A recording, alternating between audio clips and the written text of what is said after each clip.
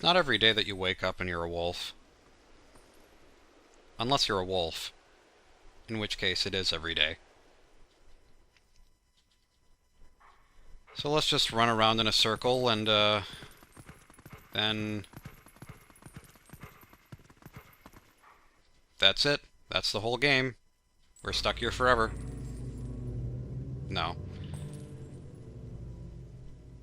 And now for the introduction of my true favorite character. Mallow is a close second, but Midna takes the cake. This is Midna. You found me. Now you hide and I go seek.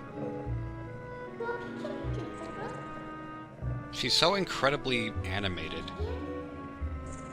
It's like, if this was not a GameCube game, and there weren't super obvious polygons where you can see all the corners, then this would be like Pixar levels of animation, I think. Such an expressive face. Here's a power that she has that she uses once. Another one of those things that this game only has once.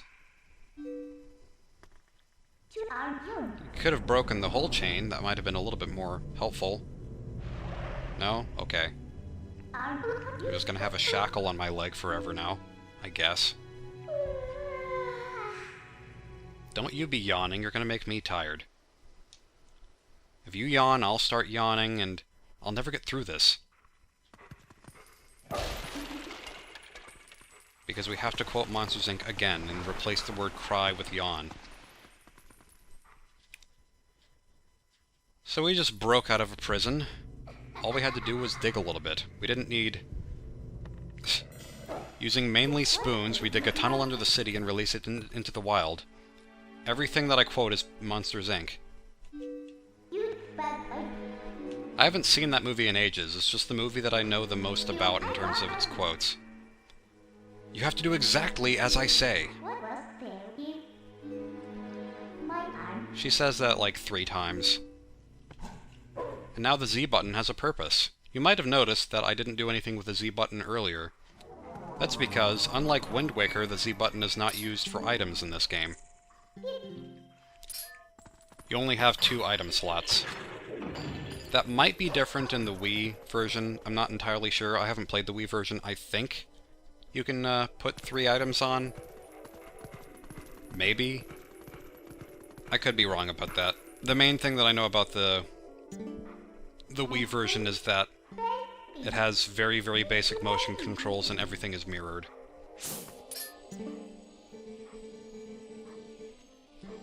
I don't think I could handle playing a mirrored version of this game. I think it would get annoying.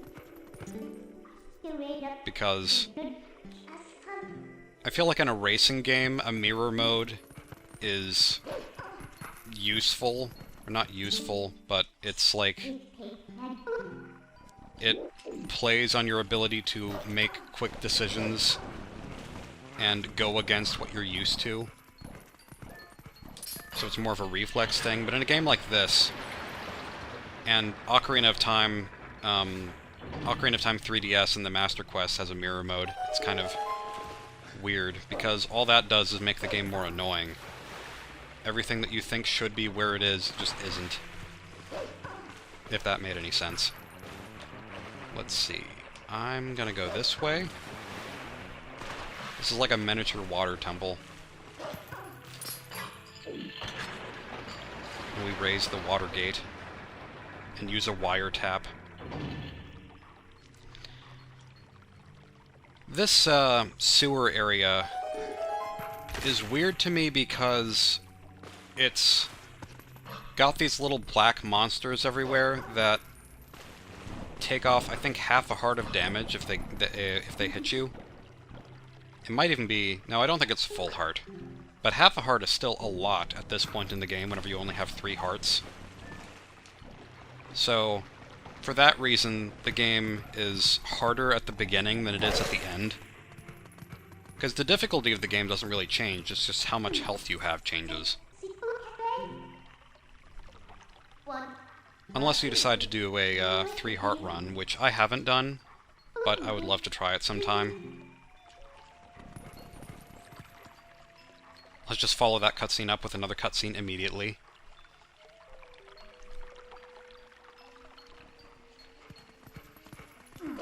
So let's climb up this staircase. We can make this jump. Nope. There was one time that I made that jump where she said, or she didn't say, "What are you doing?" Which I guess would be a speedrunning tactic, if you figured out what the prompt for that was and managed to avoid it every time. But that's just to show that if you press Z in certain spots when the game wants you to, you can jump super high, and in a given direction. A little bit of a weird mechanic, but it's fine. Has anyone tried riding or walking on a rope like this in real life? It is practically impossible. I don't know how anyone does it. They make it look a lot easier than in video games. And Wolf-Link did it backwards, no less.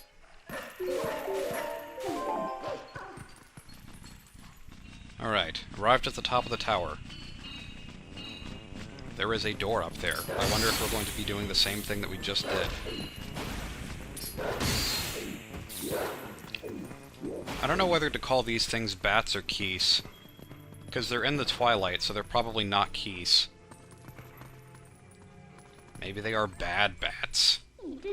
The worst enemy name in all of Majora's Mask. Bad bats. Obligatory butt shot. Every time you play the game, I'm pretty sure that it's just an unavoidable straight-up zoom-in on Wolf-Link's butt. At that one point. Alright, so we just saw a Hyrule symbol. This looks distinctly like a castle. I'd say this is clearly France.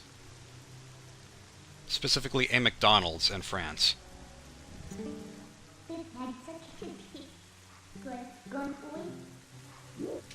But no, you can probably guess what this place is.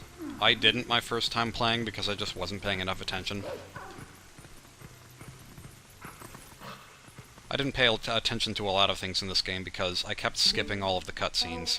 Mostly because I was afraid that my sisters would think that I wasn't playing a video game or something. So that kind of ruined part of the experience for me as well, because I missed a whole big part of the game. Yep, there we are, Hyrule Castle. It is not a McDonald's in France after all.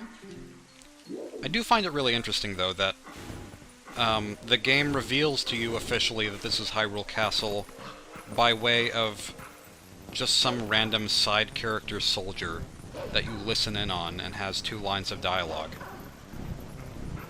It seems like they would have done something more dramatic than that. Something with a big fanfare, "This is Hyrule Castle." But no, they just didn't. Because they didn't need to. And that's another thing that I appreciate about this game, is that whenever you're playing as a wolf, you listen in on people's conversations, and kind of are like a fly on the wall with their inner thoughts. And so you get to see the story pieced together in a way that you wouldn't be able to do otherwise, since no one knows that you're there. Also, there's like a diary here or something. You can't read it because it's all scribbles. Whoever wrote this needs better handwriting so I can read your diary. Or maybe it needs a decoder ring, since those clearly exist in this universe. Robed figure, ominous music. I think we're meeting a bad guy. Nope, just kidding. It is actually a good girl. Clever girl. And the music indicated this by becoming nice at the end. Midna's mouth moves before her text shows up.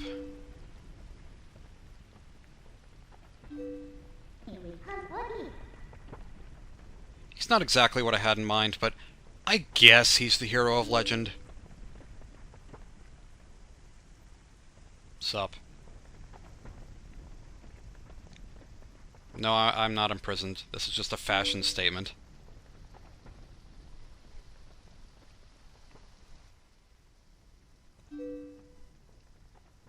She's so formal.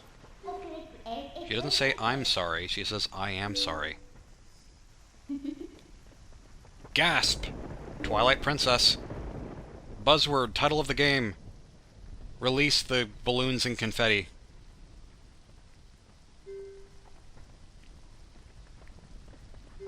This was once the Kingdom of Hyrule, now it's just Hyrule. Time for exposition about what happened with this place, how it came to be the way it is.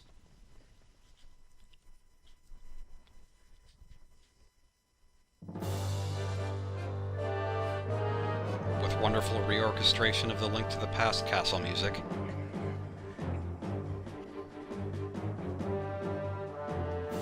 I like how everything is sort of black and white here.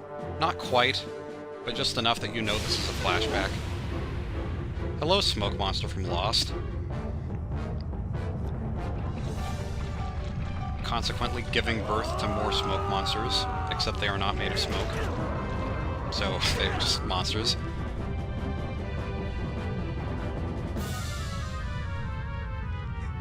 These creatures, whatever they are, have cool designs. Everything from the Twilight sort of has this glowing tattoo effect. I like those monsters in particular, the ones with those weird-looking masks, with the spiral things on them, sort of DNA, but they never show up again. They're only in this one cutscene. And this is Zant, the kind of main villain of the game. He's very intimidating and super blunt. He doesn't even need to say anything except for life or death, and it gets the point across. The back of those shields that the guards were holding looked like faces. Interestingly enough, Zelda chooses life. And I say that's interesting, even though that seems like it would be obvious, because, well, it's kind of made out to be, in a lot of things like this, like, never surrendering is the better option. But in this case, it's the wisest decision. It's diplomatic. They come to a compromise. Now the Twilight just takes over. Everyone lives on in their normal lives, but are unable to connect with the light world, and now they're under the command of some guy who just showed up.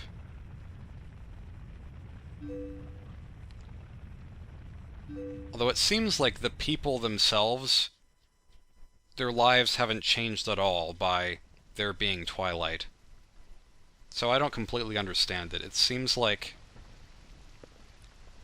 if everything was under Twilight, even if you had a new ruler, if you didn't do anything, then nothing really changes.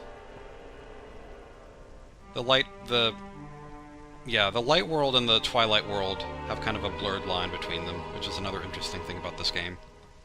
Hey, Zelda, whose eyes look taped to her face.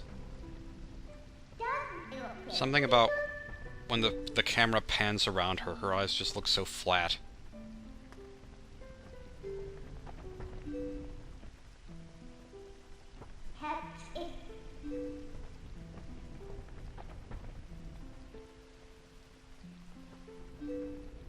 Link's face.